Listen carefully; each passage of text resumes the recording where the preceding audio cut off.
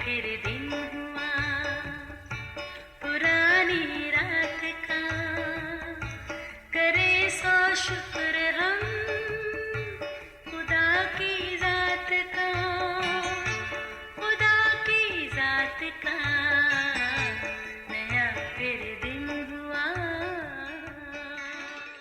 आज की आयत।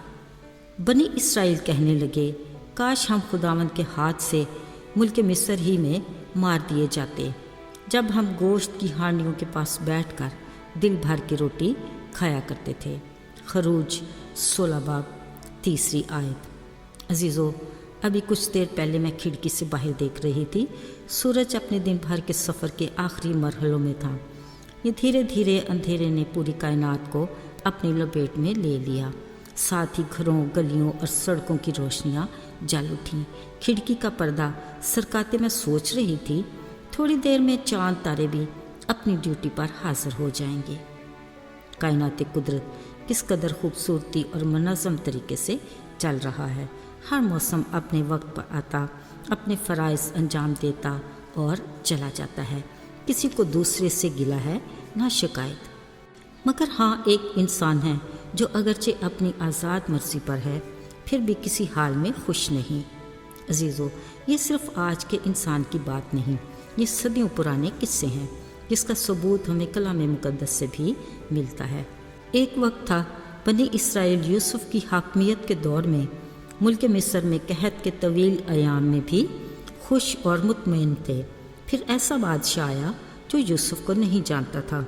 सो मिस्रियों ने अपने मुल्क में बसने वाले इब्रानियों की ज़िंदगी तल्ख कर दी, क्योंकि मिस्री इस कौम की बढ़ती कुव्वत से खौफज़दा थे।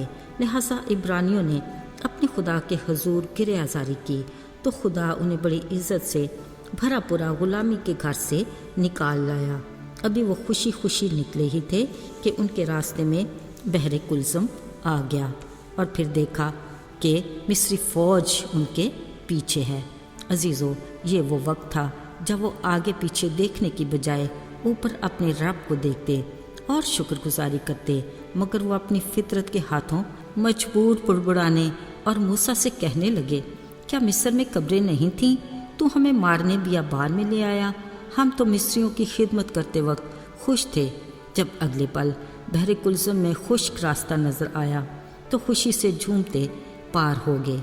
फिर अपनी आंखों ही के सामने मिस्री फ़ौज को समंदर में गर्क होते भी देखा। अभी वो अपने रब की शुक्रगुजारी कर ही ना पाए थे कि प्यास से बुरा हाल। फिर मूसा से खफा हुए। तब खुदा ने उन्हें मीठे चश्मों से पानी पिलाया। अभी सुख की सांस ही ना ली थी कि भूख ने आ सिताया। शिकवे करने लगे कि मिस्र में तो हम गोश्त की हांडियों के पास बैठकर दिल भर की रोटी खाते थे, पर मूसा, तू हमें बियाबान में भूखा मारने के लिए ले आया। खुदा ने फिर रहम किया और हर शाम गोश्त और हर सुबह पेट भर के रोटी खिलाई, पर हर हाल में शिकवे शिकायत बरकरार रहे, जिसके बायस उन्होंने अपनी वादा की हुई सरजमीन पर पहुंचने में 40 दिन की बजाय 40 साल लगा दिए। अजीज़ों, अगर आज हम इनसे अपना मुआवजा करें तो हम इनसे किसी भी तौर अच्छे नहीं।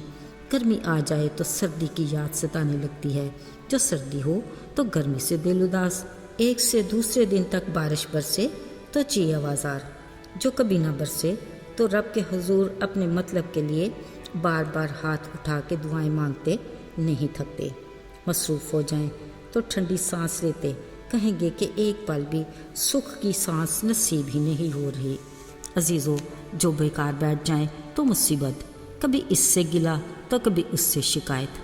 चलिए, ये तो मान लिया कि खाली जेब और भूखा पेट शिकायत तो बनती हैं। मज़े की बात तो ये है कि जेब भारी और पेट भरा भी हो, घूम फिर के नाशुक्री की कोई वजह निकल ही आती है। तकदीर के रोने लग जाते हैं और रिश्ते नातों में खफगी, दोस्ती में शक व शुबे। अक्सर घर में एक ही छत तले भी हर किसी के अपने नाज नखरे। अजीज़ व दिल दिमाग में अगर गिले शिकवे और नाशुक्री का सुनामी हर पल मौजूद होगा, इसका असर तो चेहरे से भी दिखेगा। बिलाशुबा मनफी सोच के असरात न सिर्फ हमारी सेहत को ख़राब करते और हमारी शख्सियत पर ही बुरा असर डालते हैं, बल्कि रूह भी गोया मुरझा जाती और माहौल भी बोझल हो जाता है। صرف یہی نہیں، ہماری برکات کی ٹوکریوں میں پڑے محبت اور خوشی کے پھل اور پھول بھی مرجھا جاتے ہیں۔ عزیزو، ہماری زندگی میں ایسے حالات کا آنا لمحہ فکریہ ہے۔ بطور مسیحی ہمیں کلام مقدس کی روشنی میں اپنی روحانی زندگی کا جائزہ لینا چاہیے۔ بعض اوقات ہمیں لگتا ہے کہ ہم ترقی کی سیڑھی چڑھتے کامیابی کی منزل کی طرف رواں دواں ہیں، جبکہ ہم عدم معرفت کی بدولت تنزلی کی طرف آ رہے ہوتے ہیں۔ ہم اپنی سہولت اور فائدے کے لیے خدا کے کاموں پر اعتراض کرتے ہیں، جبکہ فطرت خدا کی مرضی کے تابع ہے۔ ہماری خود غرضی کا یہ عالم ہے کہ اگر دوسرے کے بھلے میں میرا فائدہ نہیں تو مجھے نامنظور۔ اجتماعی ترقی، خوشحالی میں مجھے کچھ قربانی دینا پڑے تو ضد بازی، اپنی بے صبری اور ناشکری اس انتہا کی کہ میری ذات سے پرے مجھے کچھ بھی گوارا نہیں۔ عزیزو، ان سب کی بنیاد وجہ خدا کو حقیقی طور پر نہ جاننا ہے، جبکہ کائنات اس کی عظمت اور قدرت کا منہ بولتا ثبوت ہے۔ وہ اپنی خلق کی ہوئی ہر شے کا پالنے والا اور محافظ ہے، مگر ہم انسان اپنی ناقص عقل اور محدود سوچ کی بدولت اپنے مستقبل کی فکروں میں الجھ کر اپنے آج کو ضائع کر دیتے ہیں، جبکہ آج کا دن خدا کی طرف سے ایسا تحفہ ہے جس سے آج ہی لطف اندوز ہو کر اس کا شکر بجا لانا چاہیے۔ آئیے دعا کریں۔ قادر مطلق خدا، ہم تیرے شکر گزار ہیں کہ تو نے کائنات کی ہر شے کو ہماری خوشی، بہتری اور فائدے کے لیے تخلیق کیا۔